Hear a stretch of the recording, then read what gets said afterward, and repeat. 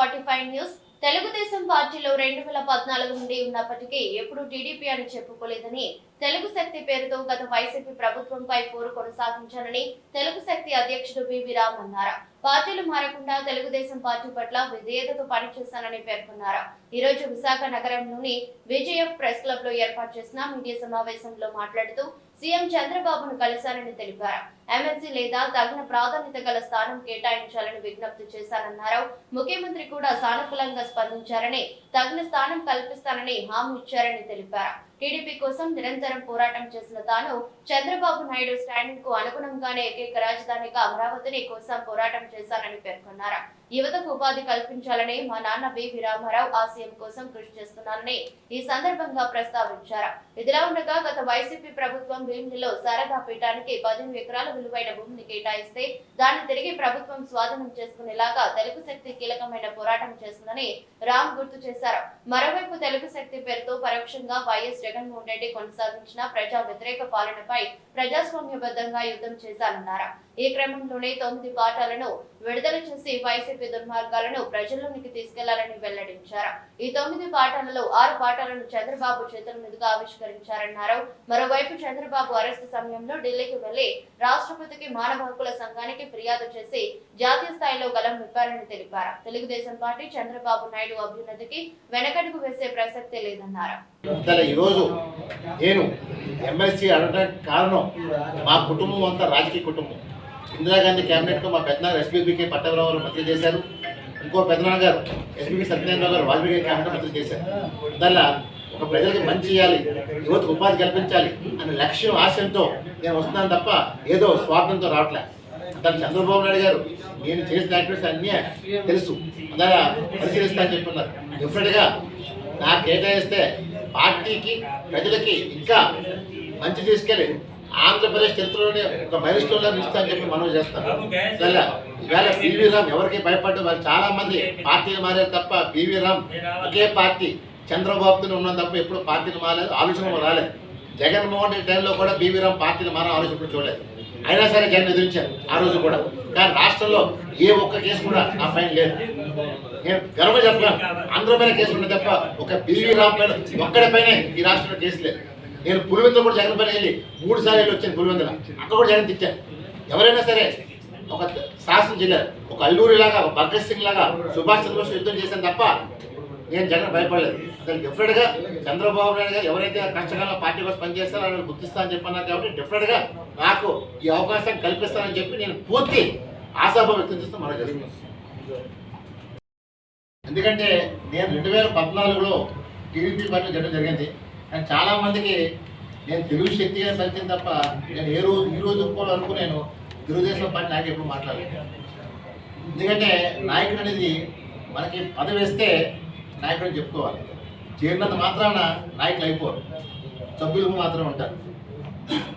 నేను చంద్రబాబు ఒకటే కోరాను, ఎందుకంటే ఆయన గతంలో కూడా మాట ఇచ్చారు. డెఫినెట్గా పార్టీ అధికారం వచ్చిన తర్వాత రామ్ నీకు మంచి స్థానం కల్పిస్తారని మాట ఇచ్చారు. ఆ మాట ప్రకారం చాలామంది అన్నారు ఒకసారి వెళ్ళి కలవడం మంచిది, ఎందుకంటే బిజీ షెడ్యూల్లో మర్చిపోతారు అంటూ చెప్పడంతో సరే ఎమ్మెల్సీలు ఉన్నాయి కదా అని చెప్పి నేను కలపడం జరిగింది. డెఫినెట్గా సానుకూలంగా స్పందించారు, చూస్తా అని చెప్పి అన్నారు. నేను ఎప్పుడు చంద్రబాబు గారు ఏదైతే చెప్పారో అదే పాటించారు తప్ప 3 రాజధానుల విషయంలో జగన్మోహన్ రెడ్డి అంటే చంద్రబాబు గారు ఏకైక రాజధాని అమరావతి అన్నారు. ఆన్ స్టాండ్ నా స్టాండ్ తీసుకుని యుద్ధం చేశాను తప్ప ఎప్పుడు 3 రాజధానుల విశాఖపట్నం నుంచి 3 రాజధానులు అనే డిమాండ్ నడుస్తున్నప్పుడు నేను ఒకే ఒక రాజు అమరావతి అని చెప్పారు. అమరావతి రైతులు కూడా నాడు వెళ్ళి మద్దతు ఇచ్చి ఎట్టుకోస్తున్న జగన్మోహన్ రెడ్డిని ఢీకొట్టాం. సో జగన్మోహన్ రెడ్డి చేసిన అరాచకాలు అంతా రాష్ట్రం పూర్తి సర్వనాశనం చేశారు.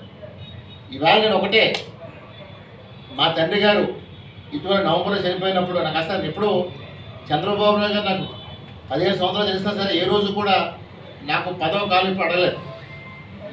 కానీ ఒక వ్యక్తి ఉన్నప్పుడు మంచి చేయాలంటే తీసుకొని ఇంకా యువతకి ఉపాధి కల్పించాలనే లక్ష్యంతో ఆశయంతో ముందుకు వచ్చాను.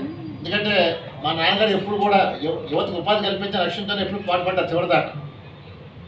ఆయన సంకల్పం ఆశయం నెరవేర్చడం కోసం నేను ఎమ్మెల్సీ కావాలని చెప్పి చదువుకోవడం జరిగింది. నేను ఎమ్మెల్సీ కాదు, నామినేటెడ్ చైర్మన్ పోస్ట్ అయినా పర్లేదు అని చెప్పి నేను తప్పని తప్ప నేను ఫ్లెక్సిబిలిటీగానే మాట్లాడాను తప్ప డిమాండ్గా మాట్లాడలేదు. ఇవాళ ఏదో పదవి ఇవ్వకపోతే మేము పార్టీ లీజ్ వెళ్ళిపోతే చేస్తున్నాం బెదిరింపుతో నేను ఎప్పుడు చేయలేదు. కేవలం రామ్ ఒకే పార్టీతో ఉన్నాం తప్ప నేను మిగతా నాయకుల్లాగా పార్టీలు మారి రాలేదు, ఎప్పుడు పార్టీకి వ్యతిరేకంగా ఎప్పుడు పనిచేయలేదు. చంద్రబాబు కోసం ఎంత లెక్కలేను, చంద్రబాబు కోసం ఎవరితో యుద్ధం చేసి సిద్ధపడ్డాను తప్ప నాలాగా ఎవరు ఈ రాష్ట్రం మనం చేస్తాను. కేవలం పదవి కోసం ఎప్పుడు చేయలేదు. తెలుగుదేశం పార్టీ ఒక సైనికుడు మాదిరిగా పనిచేశాను తప్ప పదవి వేస్తే పని చేస్తాను లేదా పేరు చెప్పి బెదిరింపు ఎప్పుడు చేయలేదు. దానికి డిఫరెంట్గా ఇవాళ తెలుగుదేశం పార్టీ ఈ నెలాఖరికి కూడా మొత్తం అన్ని ఫైనలైజ్ లక్ష్యంతో ఉన్నారు. ఎవరైతే పార్టీ కోసం 5 ఏళ్ళు కష్టకాలం నిల్చున్నారో అలాంటి వాళ్ళని గుర్తిస్తా అని చెప్పి చంద్రబాబు చెప్పారు. మొన్నే చూసాం చంద్రబాబు నాయుడు గారు కూడా వైసీపీ వాళ్ళకి ఎటువంటి సాయం చేయొద్దని చెప్పి బహిరంగ చెప్పారు. ఆ పార్టీ వాళ్ళకి కానీ పార్టీ మనుషులకు కానీ ఈరోజు వైసీపీ నాయకులు ఒక్కొక్కరు భయపడుతున్నారు రేపు ఎవరు అరెస్ట్ చేస్తారని. ఎందుకంటే రాష్ట్రంలో అన్ని రంగాల్ని మీడియా స్వేచ్ఛను కూడా అదించేశారు వైసీపీ పాలనలో. ఒక వార్తలు రాస్తే నిజమైన వార్తలు రాస్తే దాన్ని ఒకటే కోరుతున్నాను, రామ్ మా కుటుంబం అంతా కేంద్ర మంత్రులు చేశారు. ఇందిరాగాంధీ క్యాబినెట్లో మా పెద్దనాన్నగారు ఎస్పీపీకి పట్టాభి కేంద్ర మంత్రి చేశారు. ఇంకో పెద్దనాన్నగారు ఎస్పీ సత్యనారాయణ గారు వాజ్పేయి క్యాబినెట్లో వ్యవసాయ శాఖ మంత్రి చేశారు. ఇంకా రాజకీయం మా ఫ్యామిలీ ఎప్పుడో చేసింది. ఏదో రాజకీయాలు ఏదో పాకులాడు ఎప్పుడు పాకులాడలే.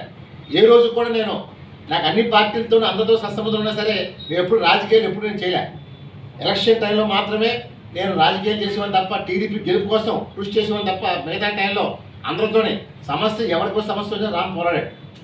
డెఫినెట్గా ఇంకో మేజర్ వ్యక్తి విశాఖపట్నంలో శారదాపీఠం 300 కోట్ల భూమి భీమిలిలో దారాదత్తం చేయబోతుంటే ఆ భూముల్ని పోకుండా తెలుగు శక్తి పోరాడి ఆ భూముల్ని కాపాడి తిరిగి ప్రభుత్వం స్వాధీనం చేసుకుని కృషి చేసాం. మరి ఆ ఫైల్ తిరిగి వెనక్కి వచ్చినా సరే మళ్ళీ మనం పోరాడి చంద్రబాబు తీసుకెళ్ళి ఆ భూముల్ని స్వాధీనం చేసుకున్నాం. దానిలో ఒకటే నాడు 2012లో తిలక్ గారు 60 సంవత్సరాలు పూర్తి షష్టిపూర్తి పార్వతి షష్టిపూర్తి అని చెప్పి ఒక డిమాండ్ లేపి షష్టిపూర్తి చేయించాను. దానిలో విజయం కానీ 2014 ఓడిస్తా అని చెప్పాను, ఓడి తీర్చాం. దానిలో నేను ఒక సంకల్పంతో ముందుకెళ్ళాను తప్ప ఎప్పుడు ఆశించలేదు. ఈరోజు ఇంకా మంచి చేయాలి, ప్రజలకు మంచి చేయాలి. నా సైడ్ నుంచి చంద్రబాబు గారితో ఉన్న సత్సంబంధాలు డెఫినెట్గా నన్ను పరిశీలిస్తారని ఆశిస్తున్నాను. డెఫినెట్గా ఇంకా రానున్న రోజుల్లో ఇంకా మంచి కార్యక్రమం చేసి ప్రజలకు ఇంకా మంచి పని చేస్తామని చేస్తాను. జై హింద్.